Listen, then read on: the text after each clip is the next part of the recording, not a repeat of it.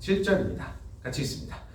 이르시되 내가 가서 고쳐주리라. 백부장이 대답하여 이르되 주여 내 집에 들어오심을 나는 감당하지 못하겠사오니 다만 말씀으로만 하옵소서. 그리하면 내 하인이 낫게 싸움나이다. 나도 남의 수하에 있는 사람이요 내 아래에도 군사가 있으니 이더러 가라 하면 가고 저더러 오라 하면 오고 내 종더러 이것을 하라 하면 하나이다. 예수께서 들으시고 놀랍게 여겨 따르는 자들에게 이르시되 내가 진실로 너희에게 이르노니 이스라엘 중 아무에게서도 이만한 믿음을 보지 못하였노라. 아멘. 10부장, 50부장, 100부장 이런 말이 나오는 사람이면 군인이죠. 더구나 이 시대에는 로마 시대였습니다. 로마 시대의 10부장, 50부장, 100부장일 정도의 100부장이면 상당히 우리로 치면 조선시대에 친일부역을 했던 사람입니다. 100부장이면 어지간히 많이 친일부역을 했던 사람인 거죠. 근데 이런 사람이 당시에는 하인이라고 표현했지만 로마 시대였으니까 아마 노예였을 거예요. 백부장이 친히 자기의 노예를 사랑할 정도로 주님 앞에 부탁을 할 정도로 노예를 많이 사랑했던 사람인데 이 사람이 예수님 앞에 나옵니다. 사실 나는 그 개인적인 감정으로 야 친일부역자인 백부장이 예수님 앞에 나와왔어? 이거 좀 듣기 거북한데? 이런 생각이 드는데 그런 생각이 들 틈도 없이 말씀은 바로 진행이 되는데 이 사람이 주님 앞에 나아가서 자기의 하인을 고쳐달라고 중풍병으로 묵시 고생을 하고 있다고 얘기를 합니다.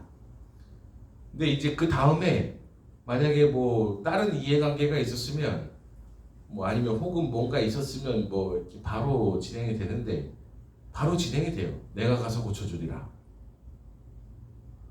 주여 나의 하인이 중풍병으로 고통을 받고 있습니다. 좀 고쳐주십시오.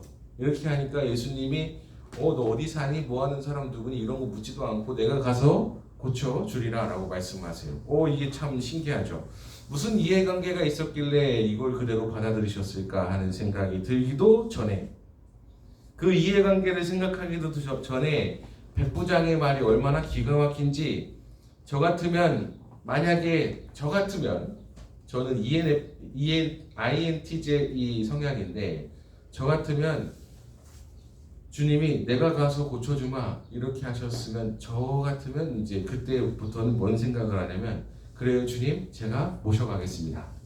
가서 고쳐주신다고 하셨으니 모셔갈 테고 그리고 혹시 뭐 치료에 필요하신 거 있으시면 제가 제공을 해드리겠습니다. 그리고 혹시 치료에 성공하셨으면 혹은 성공하지 못하셨어도 제가 그 후에 대한 사례는 어떻게 드려야 할지 그리고 식사는 뭘로 하실 건지 혹은 차는 뭐를 드실 건지 아니면 이동수단은 뭘로 하실 건지 가실 때 제가 어떻게 배려를 해드려야 되는 건지 제가 군사 100명이 있으니까 한 10명은 붙여드릴까요?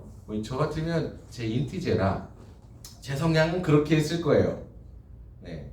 일단 계획을 세워서 어떻게 일 처리를 할 건지 이렇게 했을 텐데 이 백부장은 ENFP였나봐. 그냥 내가 가서 고쳐주마 이러니까 즉각적으로 나온 대답이 뭐였냐면 8절 말씀입니다. 백부장이 대답하여 이르되 주여 내 집에 들어오심을 나는 감당 못하겠사오니 다만 말씀으로만 하옵소서. 그러면 내 하인이 낫겠습니다. 나의 인티제 성향으로는 감당이 안 되는 말이죠. 야 내가 가서 고쳐줄게 이렇게 하니까 이 ENFP의 성향 같은 이 백부장이 됐고 말씀으로만 좀 해주세요. 그러면 날 거예요. 이렇게 얘기를 해요. 즉각적인 반응을 합니다. 나는 그렇게 못할 것 같은데 어떻게 계획을 세워서 차근차근 진행을 시켜서 어떤 일이 벌어질 거고 그거에 대한 대응은 이렇게 하고 그 다음에 이걸 해서 이렇게 나간다. 이거를 해야 이제 좀 속이 편안한 타입인데 여기는 내가 가서 고쳐줄게. 오케이. 근데 안 와도 됨. 말만 하셈. 이렇게 되는 거잖아요. 와, 확실히 근데 제가 이런 경우가 도대체 얼마나 있나 이 ENFP의 성향을 갖고 있는 사람이 얼마나 있나 하고 봤더니 많더라고. 이 즉각적인 반응과 동시에 말씀만 해주셔도 나을 거라고 하는 믿음이 있다는 거, 와, 이게 따르는 거구나. 이게 따르는 거구나 라는 생각을 했어요. 그래서 조금 열정적인 사람들이 예수님을 잘 믿을 수 있겠다, 이런 생각을 합니다. 더하여 신앙은 즉각적인 반응과 믿음으로 되는 거를 알 수 있는데, 야, 이게 따르라고 하는 게 참, 이게 따르는 거고 믿음의 즉각적인 신앙인 거구나라는 생각이 드는 게 부자 청년의 비유예요.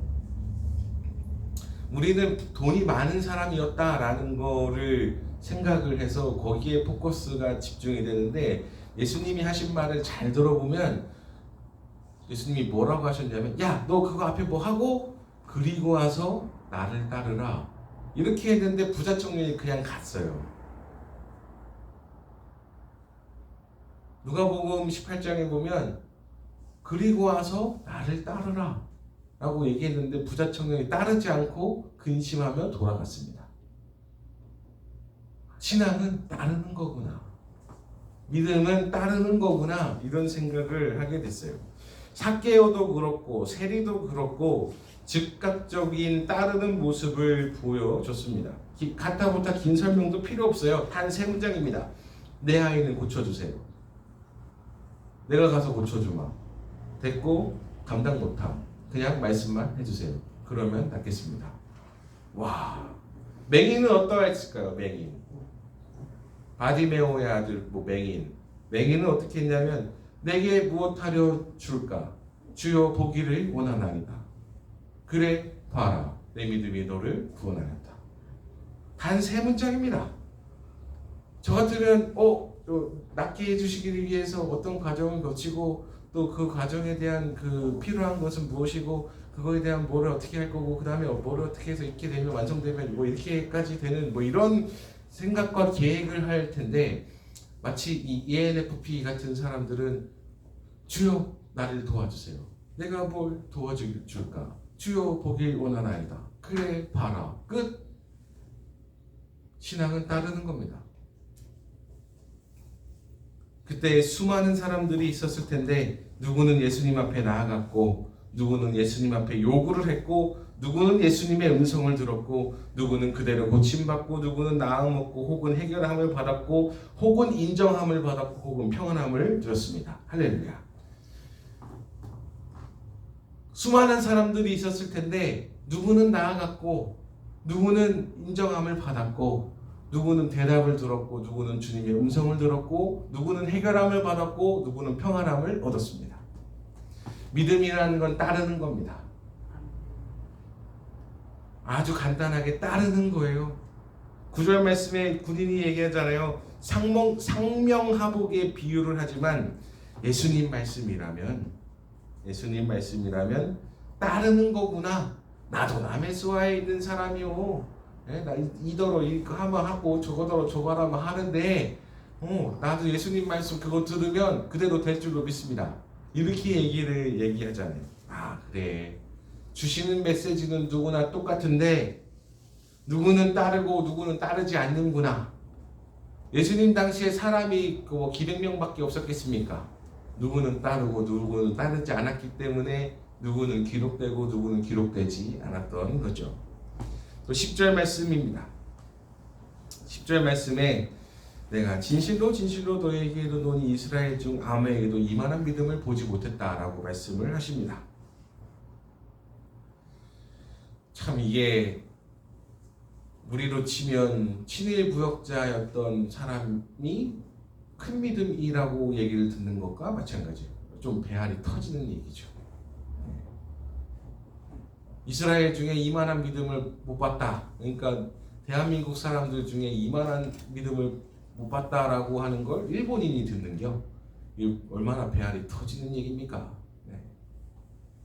자기의 일, 눈 앞에 직면한 일이라면 앞뒤 좌우 가리지 않고 당장 내 눈 앞에서 해결을 요구를 하는데, 이 백부장은 자기 눈 앞에서의 해결함을 얘기한 게 아니라 먼 못으로 될 것이다 라는 믿음을 보여줬다는 거예요.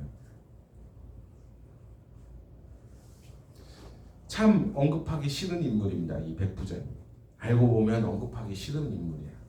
근데 이 이스라엘 중 이런 믿음을 보지 못했다라고 얘기하는 것 자체가 상당히 불만족이죠. 그럼에도 이 사람이 계속 언급되는 건 예수님의 말씀을 따르는 사람이었고, 그리고 예수님이 그대로 얘기만 해주시면 그대로 얘기가 이렇게 될 것이다라고 하는 믿음이 있었던 사람이었고, 그리고 예수님이 직접 가서 고쳐주신다고 하셨음에도 불구하고 명령만 해주세요 라고 얘기했다는 거. 와, 이게 놀라운 거지. 만약에 예수님이 진광아 내가 오늘 너의 집에 유하여 가야겠다 이렇게 하시면 저는 신나서 제 방, 그 조그만 방을 내어드릴 겁니다. 근데 그러고서 이제 바깥에다가 쓸 거예요. 예수님 다녀가신 우리 집 이렇게 해가지고 아주 그냥 대문짝만하게 네온 사인을 만들 수도 있어요. 위원 가보니까 대통령이 방문했던 뭐 매기탕집 뭐 이렇게 해갖고 쫙 걸어놨더만. 근데 만약에 예수님이 우리 집에 왔다 가셨다, 아유 저는 현수막 크게 걸어놓습니다. 예수님도 찾아서 인정해 주시는 목사 이렇게 해가지고 다 현수막 크게 걸지 바깥에다가. 근데 그거를 감당 못하겠다라고 얘기하고 그냥 말씀만 해주세요 그대로 될 줄로 믿습니다 이렇게 얘기하는 것 자체도 대단한 거고, 그리고 명령만 하시라고 한 것도 대단한 거고. 여러분 혹시 말씀을 들으시다가 이제부터 따르는 사람이라고 했으니까 나도 명령해야지 이렇게 하지 마시고, 오히려 내가 주님의 음성을 듣고 내가 따르는 사람이 돼야지 라고 하시면 좋겠습니다. 아멘이십니까? 아멘. 내가 이제부터 명령질 할게요 너 말 잘 들어 이렇게 하지 말고, 여러분 사는 게 하루하루가 기적입니다. 사는 게 하루하루가 기적이에요. 이 기적 속에 하나님의 나라가 하늘에서 이룬 것처럼 이 땅에서 우리를 통해 이루어가는 은혜가 있으시기를 축복합니다. 아멘. 말씀을 따라 주님의 음성을 듣고 그대로 믿고 따르며 사는 게 이 땅에서 하나님의 나라를 이뤄가는 길입니다. 우리를 통해 이 말씀의 명령이 하나님의 나라가 내가 따르고 사는 사람이 되는 믿음의 사람들 되시기를 주님의 이름으로 축복하고, 한 주 동안 내가 주의 음성을 잘 듣고 잘 따랐습니다 하는 이런 귀한 믿음의 고백들 가지고 오시기를, 다음 주에는 갖고 오시기를 주님의 이름으로 축복합니다. 기도하겠습니다. 하나님 아버지 감사합니다. 우리 백부장 또 여러 사람들을 통해서